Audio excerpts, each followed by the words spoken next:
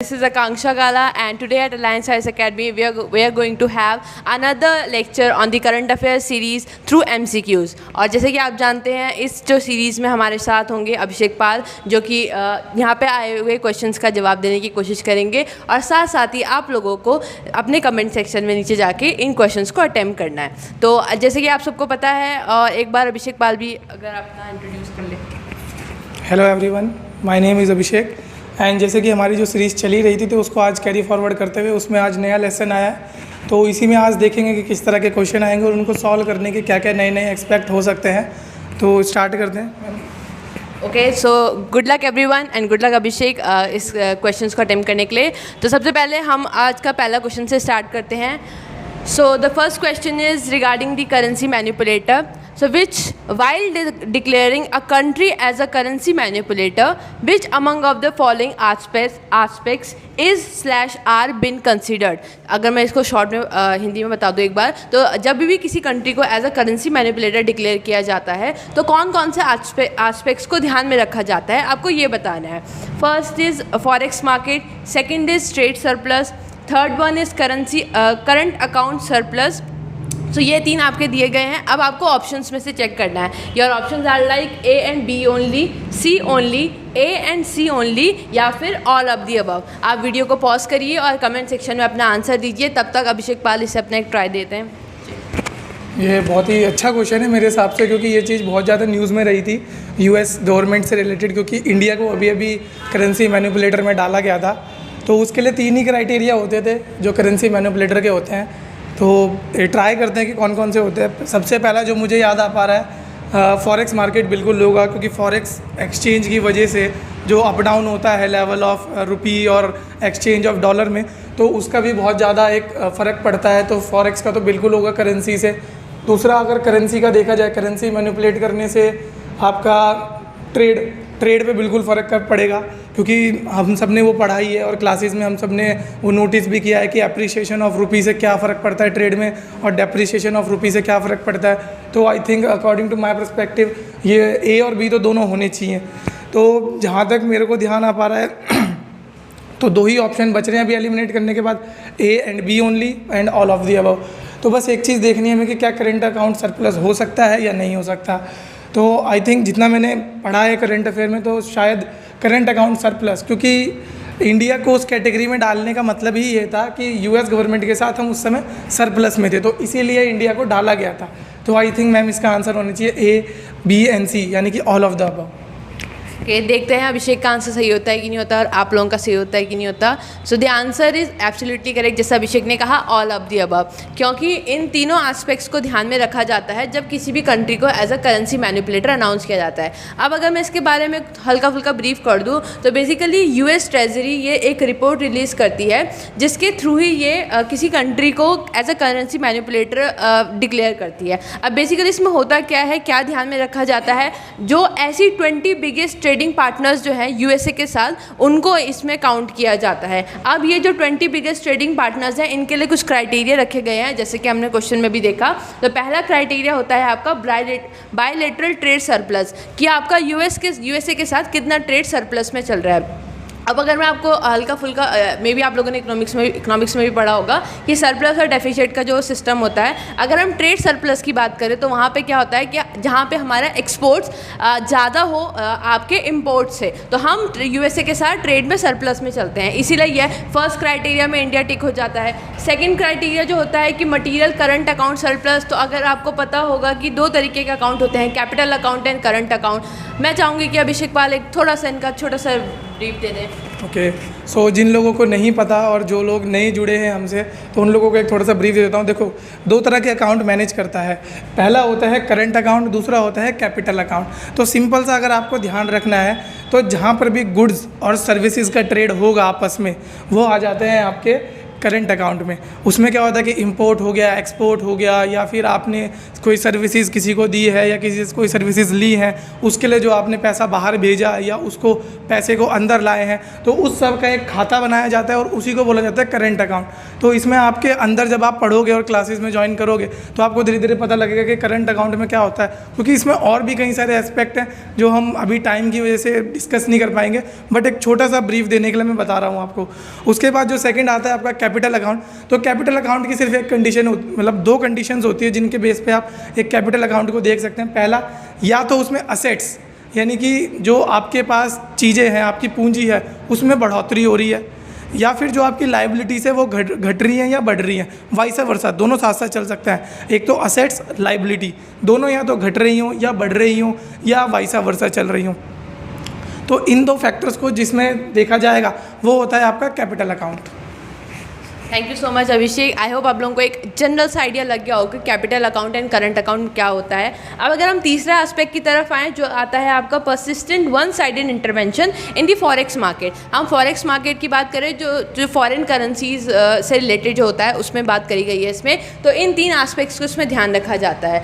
तो अब अगर हम बात करें कि करेंसी मैनिपुलेशन बेसिकली होता क्या है, तो कुछ डेफिनेशन भी होगी इसकी, ऐसे ही तो नहीं बोल देते हैं। तो यूएस ट्रेजरी डिपार्टमेंट ने बोला है कि करेंसी मैनिपुलेशन ये तब कहा जाता है जब कोई कंट्री डेलिबरेटली उसके एक्सचेंज रेट को इन्फ्लुएंस करे, करेंसी के एक्सचेंज रेट को इन्फ्लुएंस करे, और किसके कंपैरिजन में, उनके यूएस डॉलर के कंपैरिजन में। जैसे कि हम जानते हैं कि वर्ल्ड में जितना ज़्यादा मोस्टली जो ट्रेड होता है उसमें जितनी भी करेंसीज हैं उसमें सबसे डोमिनेटेड करेंसी आपकी यूएस डॉलर है, और इसीलिए इसको ध्यान में रखा जाता है। तो अगर कोई कंट्री ऐसा करती है कि वो डेलिबरेटली एक्सचेंज रेट को इन्फ्लुएंस करती है, ओके, तो उसको ये unfair and competitive to gain unfair and competitive advantage international trade में। अब ये भी काफ़ी एक बड़ा टॉपिक हो जाता है कि अगर आप करेंसी को मैनिपुलेट कर रहे हैं तो आपके ट्रेड्स में किस तरीके का असर पड़ेगा, आपके एक्सपोर्ट्स बढ़ेंगे या आपके इंपोर्ट्स कम होंगे, किस तरीके से चीज़ें होंगी, ये फर्दर ऑन अभी इकोनॉमिक्स के लेक्चर में आपको दिख जाएंगे। तो इस तरीके से करेंसी मैनिपुलेशन को डिफ़ाइन किया गया है। अब अगर रिपोर्ट की हाईलाइट करें तो इंडिया को इसमें मॉनिटरिंग लिस्ट में रखा गया है, और इंडिया के साथ साथ 10 और ऐसी कंट्रीज़ जिनका ट्रेड आपका यूएसए के साथ होता है उनको भी इसमें रखा गया है। ध्यान रखने वाली बात है इसमें चाइना को भी इसमें इन्होंने लिस्ट किया है इंडिया के साथ साथ, क्योंकि हमारी नेबरिंग कंट्रीज़ इंपॉर्टेंट हो जाती है, इसलिए किसी भी क्वेश्चन में या फिर किसी भी टॉपिक में हमें ये चीज़ें ध्यान रखनी होती है, basic most important international relation में, कि वहाँ पे हमारी नेबरिंग कंट्रीज़ की पोजीशन किस तरीके से है। सो ये आपका इसमें आ जाता है। इंडिया जैसे कि मैंने बताया तीनों क्राइटेरिया में आपका बिल्कुल फिट बैठता है। तो इस हिसाब से आई होप आप लोगों के आंसर्स भी सही हों जैसे अभिषेक पाल के हुए हैं। तो अब हम नेक्स्ट क्वेश्चन की तरफ जाते हैं। Question number 2 is Shyamal Gopinath committee which was in news recently is related to. ये कमेटी का नाम आपने सुना होगा, बेसिकली क्वेश्चंस भी बहुत सारे आते हैं इस तरीके के। तो पहला ऑप्शन है आपका एमएसएमई, दूसरा है आपका सेंटर स्टेट रिलेशन, तीसरा है आपका वेटलैंड से रिलेटेड, या फिर none of the above. I hope आप लोगों को एमएसएमई की फुल फॉर्म पता होगी, micro small and medium enterprises, उससे रिलेटेड है, या फिर सेंटर स्टेट रिलेशन, वेटलैंड, या फिर none of the above. Video को पॉज करिए और कमेंट सेक्शन में अपना आंसर दीजिए। आप लोग जितने आंसर अटेम्प्ट करेंगे चाहे वो गलत हो चाहे सही हो, बट स्टिल आपके कॉन्सेप्ट्स क्लियर हो जाएंगे। तो ट्राई करिए कि जितना ज़्यादा से ज़्यादा हो सके आंसर्स को अटेम्प्ट करें। और तब तक अभिषेक भी देते हैं। ऐसे बहुत अच्छी बात हाईलाइट करी है मैम ने कि ट्राई करना ज़रूरी है। जितने ज़्यादा आप अटैम्प्ट बढ़ाओगे उतने ज़्यादा आप स्कोरिंग एरियाज़ को अपने खोलते जाओगे। तो पहले क्वेश्चन पे आते हैं। तो श्यामला गोपीनाथ कमेटी, तो इसका जितना मेरे को याद है करंट अफेयर में बहुत न्यूज़ में था अभी बीच में, और ये आई थिंक आरबीआई ने बनाई थी। आरबीआई के शायद जहाँ तक मेरे को याद रिकॉल कर पा रहा हूँ ये वाइस गवर्नर थे, डेप्यूटी गवर्नर सॉरी, तो डेप्यूटी गवर्नर थे ये। तो उनके चेयरमैनशिप में ये कमेटी बनाई गई थी, और आई थिंक जितना मेरे को याद है ये नन ऑफ द अबव होना चाहिए, क्योंकि इसका जो मेन मकसद था बनाने का वो था यूनिवर्सल बैंक से रिलेटेड। इसको बहुत ज़्यादा हाईलाइट हुआ था बीच में जब हमारे ex governor of RBI mister Raghuram Rajan ने भी इस चीज़ को हाईलाइट किया था कि हमें बड़े बैंक्स की तरफ देखना चाहिए। तो उस चीज़ के बाद इस कमेटी पे ध्यान गया और तब ये बनाई गई थी, शायद अगर वही कमेटी हो तो। देखते हैं अभिषेक का आंसर सही होता है कि नहीं होता। आई होप आप लोगों ने भी अपने आंसर्स टाइप कर दिए हों। So the answer is absolutely correct, none of the above, because ये आपका universal bank and small finance bank से रिलेटेड है। अब अगर हम बात करें, जैसे कि अभिषेक ने भी बताया कि आरबीआई ने ये कमेटी 5 मेंबर एक कमेटी बनाई है जिसे स्टैंडिंग एक्सटर्नल एडवाइजरी कमेटी कहा जाता है, कमेटी का नाम दिया गया है। और इसके जो हेड होंगे वो आपका श्यामला गोपीनाथ, जो कि आपके फॉर्मर आरबीआई के डेप्यूटी गवर्नर थे।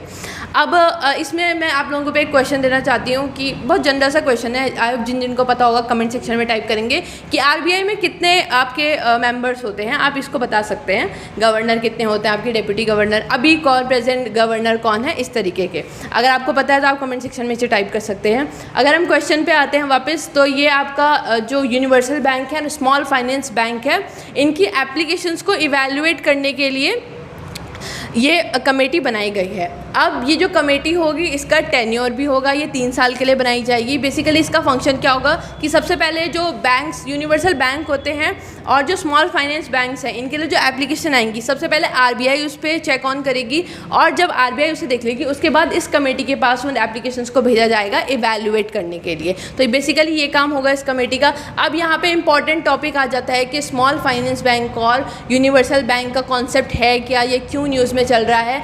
वैसे तो ये काफ़ी बड़ा टॉपिक है, पर अगर मैं छोटा सा इसमें ब्रीफ कर दूँ तो स्मॉल फाइनेंस बैंक वो फाइनेंशियल इंस्टीट्यूशंस होते हैं जो कि अनसर्व्ड एंड अनबैंक्ड रीजन्स में आपके कंट्री के काम करेंगे।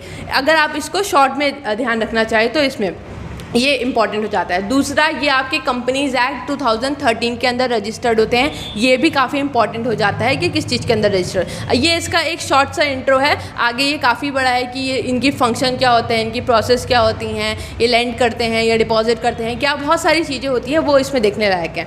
उसके बाद आता है आपका यूनिवर्सल बैंक क्या होते हैं। तो यूनिवर्सल बैंक वो फाइनेंशियल एंटिटीज़ होती हैं, बेसिकली जैसे इसका नाम है ना यूनिवर्सल, तो ये एवरीथिंग अंडर वन रूफ वाला काम करेंगे कि सब चीज़, ये एक फाइनेंशियल सुपरमार्केट टाइप का बनाने का इसमें कॉन्सेप्ट रखा गया है, जिसमें आपको वाइड रेंज ऑफ सर्विसेज मिलेंगी एक बैंक के नाम के अंदर। तो इस तरीके से आपको यूनिवर्सल बैंक के कॉन्सेप्ट में ये चीज़ें देखने को मिलती हैं। एक क्वेश्चन आई थिंक मेरे दिमाग में आया है अभी रिसेंटली, तो यूनिवर्सल बैंक की जैसे हमने बात करी, तो इसी के लिए सबसे पहली बार जब ग्लोबल बैंक्स का मुद्दा उठ रहा था तो इंडिया में एक कमेटी बनी थी।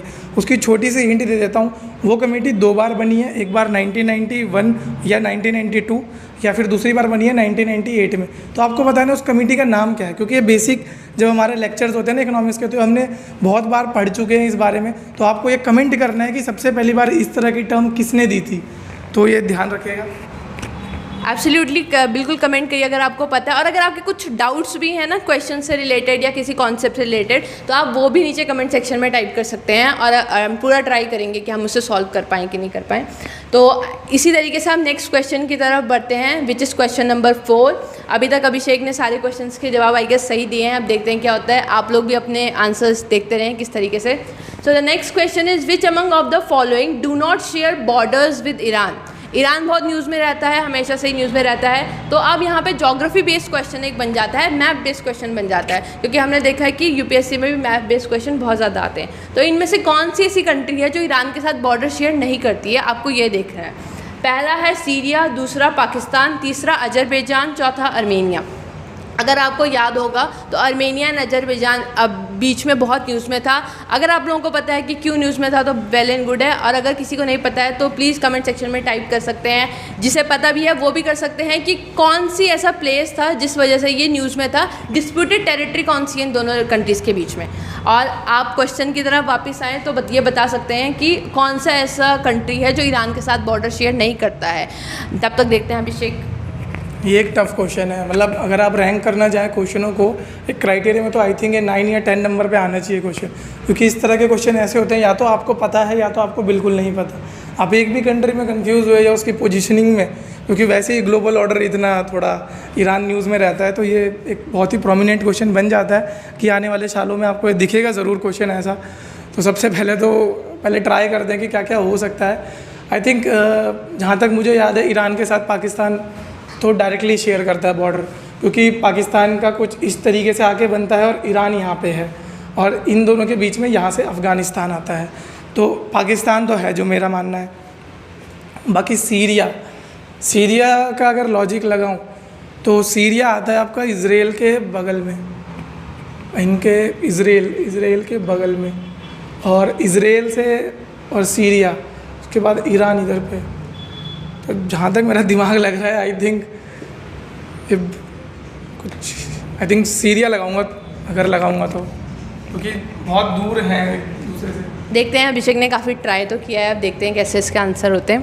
तो आई होप आप लोगों ने भी आंसर अपना टाइप कर दिया हो। तो इसका आंसर है सीरिया, एब्सोल्युटली करेक्ट। जैसे कि आपको दिख रहा है कि सीरिया काफ़ी दूर है, ईरान ये रहा, ओके और बाकी जो ऑप्शंस थे आपका अजरबैजान ये रहा, आपका अर्मेनिया ये रहा, आपका पाकिस्तान ये रहा। तो इस तरीके से ये बॉर्डर शेयर करते हैं ईरान के साथ। और अब यहाँ पे एक बहुत इंपॉर्टेंट चीज़ें भी आ जाती है कि वाटर बॉडीज़ जो कंट्रीज़ को शेयर करती है, जैसे आपका कैस्पियन सी हो गया, आपका मेडिटेरियन सी हो गया, पर्शियन गल्फ हो गया, तो इनको भी आप नोट डाउन करके रख सकते हैं कि कौन सी वाटर बॉडी से कौन सी कंट्री बॉर्डर शेयर कर रही है, ओके। और ये कुछ कंट्रीज़ होती है ना, जैसे जो हमेशा न्यूज़ में रहती हैं, इनकी तो मैप काफ़ी हद तक लर्न हो जाने चाहिए, कर लेने चाहिए। तो अभी तक के आंसर सही थे, आप आई होप आप लोगों के भी सही हो। तो अब नेक्स्ट क्वेश्चन पे बढ़ते हैं। सो ये नेक्स्ट क्वेश्चन आपका पॉलिटी से रिलेटेड है। So which among of the following do not form part of basic structure in the Indian constitution. आपको बताना है कि इसमें से कौन सा है जो बेसिक स्ट्रक्चर का पार्ट नहीं है हमारे कॉन्स्टिट्यूशन में। या first option is principle of equality, option number B powers of high court under article 226 and 227, then the third one is independent judicial system and the last one is none of the above। ध्यान रखिएगा, इसमें do not पूछा गया है, कौन नहीं करता है। तो अपने आंसर वीडियो पॉज करके टाइप करें अगर आपको आ चुके हैं तो। तब तक देखते हैं अभिषेक कैसे ट्राई देते हैं। बेसिक स्ट्रक्चर, तो अगर इसमें ऑप्शन के हिसाब से जाए हम, तो सबसे पहला प्रिंसिपल ऑफ इक्वालिटी, अगर आर्टिकल 14 को रिफ़र करें तो आर्टिकल 14 बिल्कुल आता है बेसिक स्ट्रक्चर के अंडर।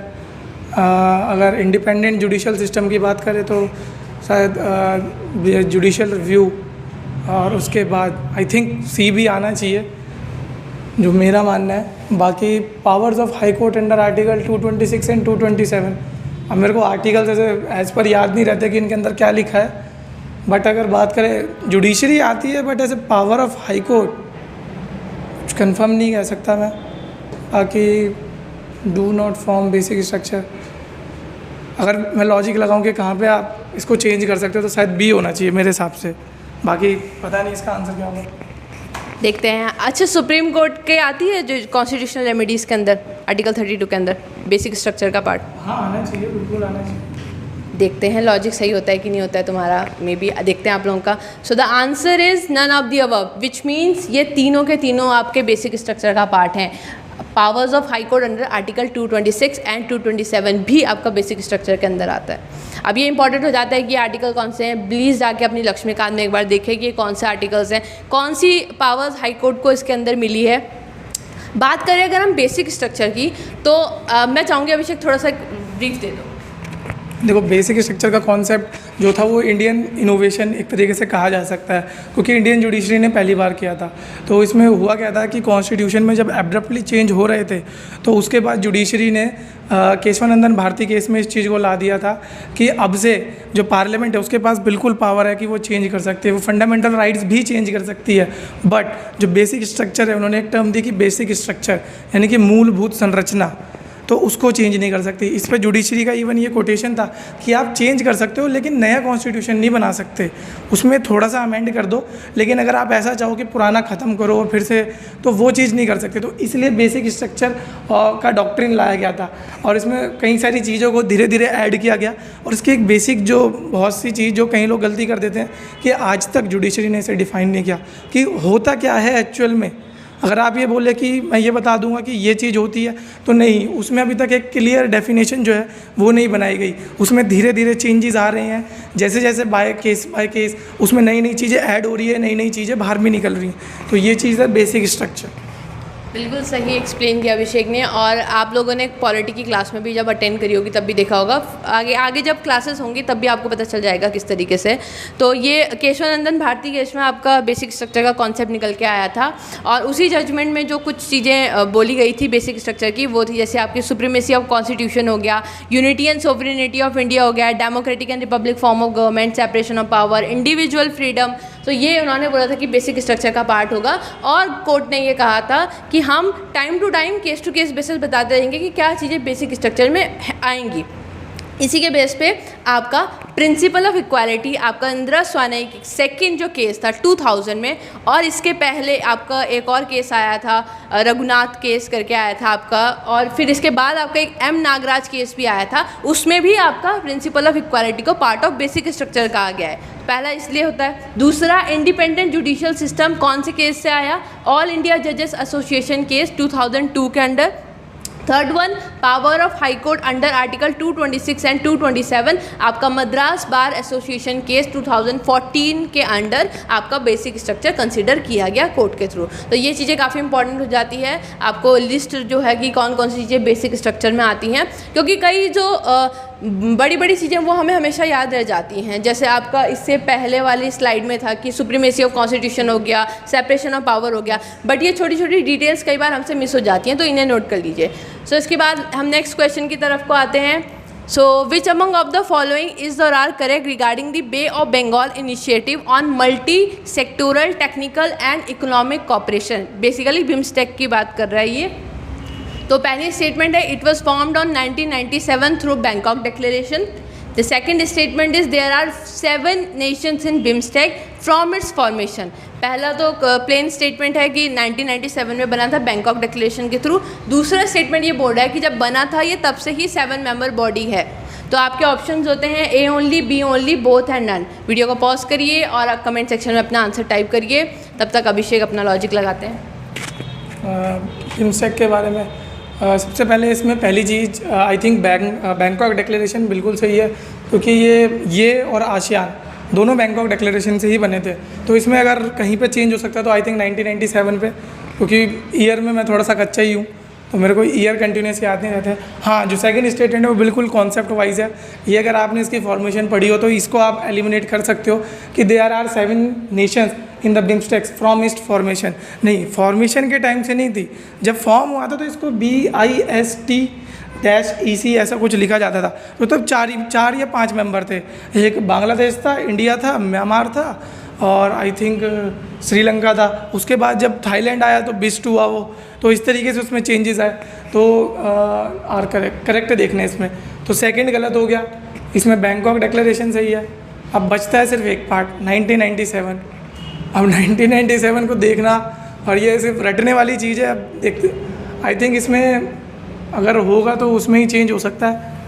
तो मैं लॉजिक लगाऊं तो शायद ए ओनली, पता नहीं, अब 1997 का मेरे को याद नहीं आ रहा। लेट्स सी क्या लॉजिक लगते हैं। आई होप आप लोगों के आंसर्स भी सही हों। ए ओनली, क्योंकि 1997 इज़ करेक्ट। एंड जैसा अभिषेक ने लॉजिक दिया कि पहला जो है ये 4 मेंबर स्टेट था, Bangladesh, India, Sri Lanka and Thailand इसमें पहले थे। फिर म्यांमार ने भी इसे 1997 में ज्वाइन कर लिया था, बट फॉर्मिंग के टाइम पे ये 4 थे। फिर उसके बाद नेपाल एंड भूटान ने आपका 2004 में बिम्स्टेक को ज्वाइन किया। तो ये एक बहुत इंपॉर्टेंट चीज़ हो जाती है। उसके बाद अगर हम बिम्स्टेक की बात करें तो जो कंट्रीज़ आपकी बे ऑफ बंगाल के एरिया में आपकी एडजेसेंट होती हैं वो आपका बिम्स्टेक में पार्टीज़ हैं। इनका एम क्या है? इनका एम वही जो जनरल मोस्टली ऑर्गेनाइजेशंस का होता है आपका इन्वायरमेंट में, economic development, social progress, okay, promote collaboration और कॉमन इंटरेस्ट। तो इस तरीके से ये आपकी, अगर हम मैप में देखें तो ये वो कंट्रीज़ हैं जो बिम्स्टेक के मेंबर्स हैं, Sri Lanka, India, Bangladesh, Nepal, Bhutan, Myanmar, Thailand. अब इसमें एक और चीज़ जो बहुत हाईलाइट करने वाली है, या बहुत जगह पे जहाँ पे गलती मेरे से भी हुई है और हम सब ने ही एक ना एक बार उस जगह पे गलती कर सकते हैं, आप भी जब आगे आओगे। एक होता है सार्क, जो सार्क नेशन होते हैं, और एक बिम्स्टेक। तो कन्फ्यूज़न कहाँ पे आ जाता है? जब सार्क और बिम्स्टेक को एक साथ पूछ ले तो वहाँ पे एक फैक्टर जो बहुत गड़बड़ कर जाता है वो है म्यांमार का, क्योंकि सार्क में म्यांमार आइडेंटिटी नहीं है। सार्क में कौन सा वाला है? मालदीव्स है, मालदीव्स। तो उस वजह से कई बार दिक्कत आ जाती है कि क्योंकि सार्क क्या आता है, पूरा इस वाले एरिया को कवर करता है। जब भी आप उसको पढ़ोगे साउथ एशिया, तो साउथ एशिया अगर हम नॉर्मली जोग्राफिकल वाइज हैं तो म्यांमार बिल्कुल साउथ एशिया में आएगा। बट जब आप सार्क की बात करते हो तो सार्क वाली ग्रुपिंग में ये नहीं आता। तो ये ध्यान रखना कि बिम्स्टेक में म्यांमार आता है, जबकि सार्क में म्यांमार नहीं आता, सार्क में आता है मालदीव्स। तो ये चीज़ हमेशा ध्यान रख लेना। इसको तो आप नोट कर लो, जो सरकार डायलॉग है खून से लिख के ले लो, ये पॉइंट घुमा देते हैं, तो देख लेना। बिल्कुल वैल्यूबल पॉइंट्स हैं, एडिशनल पॉइंट्स हैं, आप इन्हें जहाँ नोट कर सकते हैं बिल्कुल करिए और याद करने की कोशिश करिए।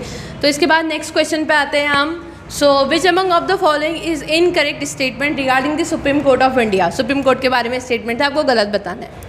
After independence the federal court was replaced by the Supreme Court of India which came into being in January 1950. Second statement is, as per the Constitution of India, Delhi is declared as the seat of Supreme Court of India. Third statement, according to the Constitution, a fixed tenure has been given for the judge of Supreme Court. And the last statement is none of the above. आपको बताना है इसमें wrong कौन सी statement है. ध्यान से पढ़िए, कहीं पे आपका ईयर गलत हो सकता है, कहीं पे अकॉर्डिंग टू कॉन्स्टिट्यूशन है या नहीं है, ये देखिए. तो आंसर टाइप करिए, तब तक देखते हैं अभिषेक क्या लॉजिक लगाता है. इसमें अगर बात करें सबसे शुरू वाले स्टेटमेंट से, अगर एक एक करके चले तो इंडिपेंडेंस के बाद फेडरल कोर्ट को रिप्लेस किया था सुप्रीम कोर्ट ने. जहाँ तक मेरे को याद है फेडरल कोर्ट को बनाया गया था एक्ट के द्वारा, शायद 1999 वो 1919 का एक्ट था कि 1935 का, इन दो में से ही किसी एक्ट के द्वारा बनाया गया था. जितना मेरे को याद आ रहा है 35 का एक्ट था. तो उसके बाद ये बना, और जब ये आया था तो शायद फेडरल कोर्ट को ही रिप्लेस किया था सुप्रीम कोर्ट ने. और साथ साथ एक और काउंसिल थी, उसको भी इसमें ऐड कर देंगे जो एप्लीट जुडिक्शन को देखती थी. तो इन दो को ऐड करके तो सुप्रीम कोर्ट बनाया गया था. तो शायद मेरे हिसाब से ये सही होना चाहिए. As per the constitution of India, Delhi declared as the seat of Supreme Court of India.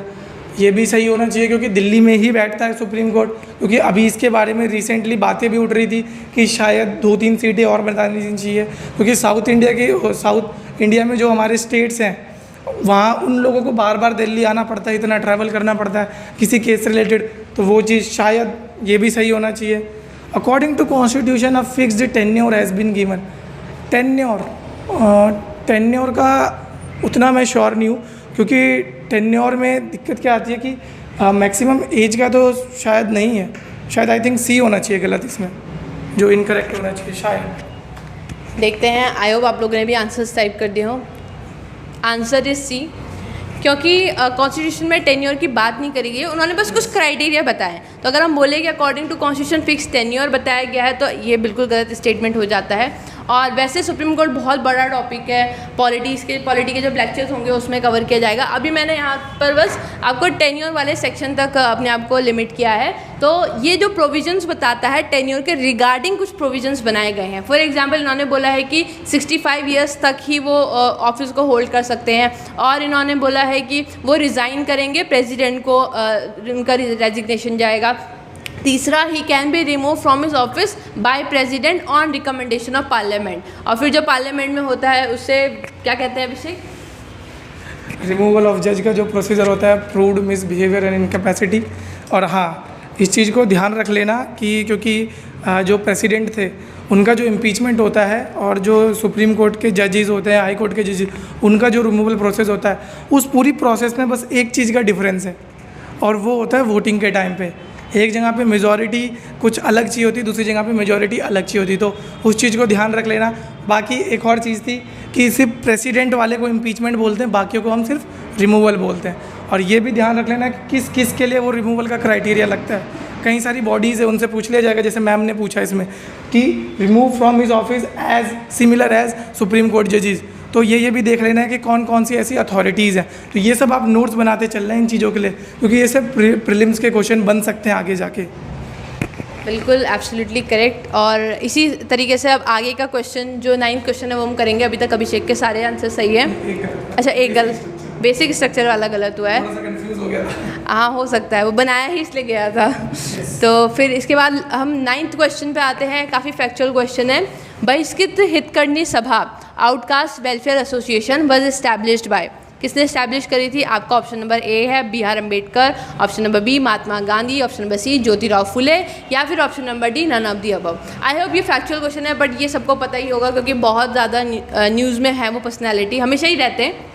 तो अभिषेक भी बता सकते हैं 2 सेकेंड में. ट्राई 2 सेकंड में. हाँ, इसका आंसर क्योंकि हमें पता होना चाहिए, जो भी यूपीएससी की तैयारी कर रहा है उन्हें बिल्कुल पता होना चाहिए. एक तो ये आपके स्टैटिक का पोर्शन है. दूसरा, अभी 2-3 दिन पहले ये न्यूज़ में था क्योंकि उन पर्सनैलिटी का जन्म दिवस था, 75th एनिवर्सरी थी. तो आपको ये न्यूज़ में आपको बार बार देखना पड़ेगा कि कौन कौन सी चीज़ें. तो इसका आंसर है बी आर अम्बेडकर. देखते हैं आंसर सही होता है. Absolutely correct, it is B.R. Ambedkar. क्योंकि अगर इसमें थोड़ा कंफ्यूजिंग एक ये हो सकता था, क्योंकि ये तीनों ही पर्सनालिटी जो हैं इन्होंने जो कास्ट सिस्टम है उसके अगेंस्ट बात करी है और काम भी करा है बहुत सारा, तो इसीलिए। पर आंसर बहुत क्लियर है B.R. अम्बेडकर, क्योंकि 1923 में B.R. अम्बेडकर ने बहिष्कृत हितकर्णी सभा का फॉर्मेशन किया था। फिर उन्होंने एक टेम्पल मूवमेंट भी किया था आपका 1930 में कालाराम मंदिर नासिक पे, ये भी इंपॉर्टेंट हो जाता है, टेम्पल एंट्री मूवमेंट जो उन्होंने किया था। और यहाँ पे डॉक्टर अम्बेडकर उन लोगों में से एक है जिन्होंने तीनों राउंड टेबल कॉन्फ्रेंस अटेंड करी थी, तो ये भी काफ़ी इंपॉर्टेंट हो जाता है। और आपका अगर मैं कुछ एड ऑन इन्फॉर्मेशन दूं तो इन्होंने इंडिपेंडेंट लेबर पार्टी भी फॉर्म करी थी आपकी 1936 में। उसके बाद इन्होंने माहट सत्याग्रह मार्च 1927 में भी इस्टेब्लिश करी थी अगेंस्ट हिंदू। ओके, उसके बाद कुछ इंपॉर्टेंट बुक्स होती हैं, वीकली जनरल्स होते हैं जो ये इनके हैं, तो वो भी इंपॉर्टेंट, जैसे मूक नायक हो गया, जनता हो गया, द इनहेलेशन ऑफ कास्ट हो गया, द अनटचेबल्स, बुद्धा और कार्ल मार्क्स, तो ये भी आपका इंपॉर्टेंट हो जाता है, नोट करने लायक चीज़ें। तो इसी तरह एक और चीज़ काफ़ी सरप्राइजिंग है कि रिज़र्व बैंक ऑफ इंडिया का जो फॉर्मेशन था, तो हमें पता है कि उसमें जो कमीशन थी वो हिल्टन यंग कमीशन थी, लेकिन उनसे पहले B.R. अम्बेडकर ने भी इस आइडिया को प्रपोज कर दिया था। तो यहाँ पे एक अगर बात आती है कि रिजर्व बैंक से रिलेटेड कौन कौन सी चीज़ें आपको दिखती हैं, तो ये भी एक उससे एसोसिएटेड है। अब अगर इनके लाइफ के बारे में छोटा सा एक इंट्रो दे दें तो ये 1891 में मध्य प्रदेश में इनका बर्थ हुआ था। इनको फादर ऑफ इंडियन कॉन्स्टिट्यूशन भी कहा जाता है।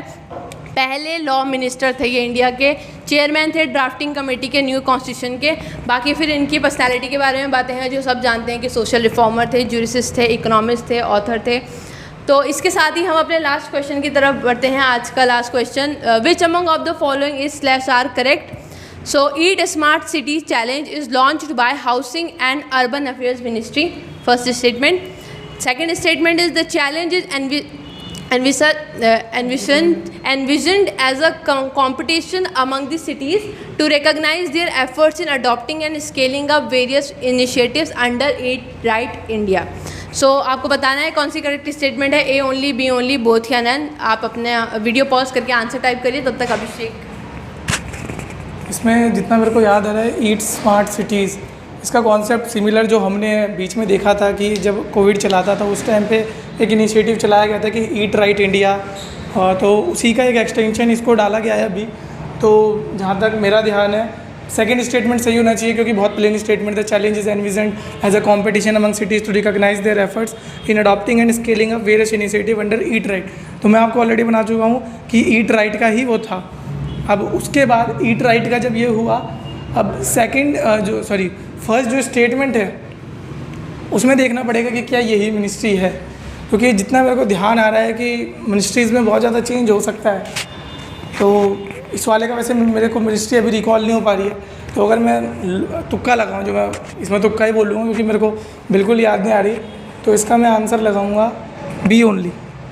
कंफर्म देखते हैं अभिषेक का आंसर सही होता है कि नहीं। सो इसका आंसर बोथ है, इट्स रॉन्ग, क्योंकि मिनिस्ट्रीज़ की मिनिस्ट्री ऑफ हाउसिंग अफेयर ही है। और सेकंड स्टेटमेंट बहुत प्लेन स्टेटमेंट था, ईट राइट इंडिया के अंदर ही इसे लाया गया है। और अगर मैं इसकी बात करूं, चैलेंज की बात करूं, तो इसमें फूड सेफ्टी को स्ट्रेंथन करने के लिए और बेसिकली जो चैलेंज है ये सारी स्मार्ट सिटीज़ के लिए रखा गया है। उन सिटीज़ के लिए भी रखा गया है जहाँ पे पॉपुलेशन आपकी 5 लाख से ज़्यादा है। सो इस तरीके से हमारी आज के जो लेक्चर है उसका लास्ट क्वेश्चन पूरा होता है। आई होप आप लोगों ने अच्छे स्कोर करे हों, अभिषेक ने जैसे करे हैं। काफ़ी अच्छा स्कोर था कल का भी और आज का भी। तो अपने स्कोर को भी टाइप करिए और जितने ज़्यादा से ज़्यादा हो सके आंसर्स को अटेम्प्ट करिए, क्वेश्चंस को अटेम्प्ट करिए और stay safe, stay healthy, stay at home. और कोई भी क्वेरीज हो आपकी तो कमेंट डाउन कर दीजिएगा, उसकी किसी भी क्वेश्चन के रिगार्डिंग, तो उसको भी सॉल्व कर देंगे हम, उसी में आपको कमेंट बॉक्स में रिप्लाई कर देंगे। बाकी और ट्राई कीजिए कि और जितने क्वेश्चन हो सके आप सॉल्व करें, क्योंकि जितना ज़्यादा आप सॉल्व करेंगे उतना ज़्यादा आप सीखेंगे। तो try. So thank you everyone, thank you for listening, thank you. और इसका PDF भी आपको नीचे मिल जाएगा अगर आपको चाहिए होगा। Okay, so thank you everyone, thank you so much. Thank you. Good morning everyone.